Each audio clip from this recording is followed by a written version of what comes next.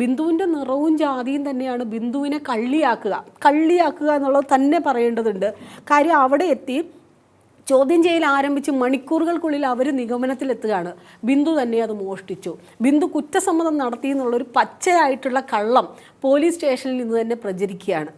സത്യത്തിൽ അവർ അങ്ങനെ ഒരു കുറ്റസമ്മതത്തിലേക്ക് ഇവരുടെ നിരന്തരമായ മാനസിക സമ്മർദ്ദം ഏൽക്കേണ്ടി വന്നിട്ട് പോലും ചെയ്യാത്ത കുറ്റം ഏറ്റെടുക്കാത്ത ആ സ്ത്രീയുടെ ആത്മാഭിമാനത്തെയും വ്യക്തിത്വത്തെയും ഒക്കെ അതിനൊന്നും ഒരു വിലയും കൽപ്പിക്കാതെ അവരെ വളരെ എളുപ്പത്തിൽ ഇവർ കള്ളിയാക്കി മാറ്റുകയാണ്.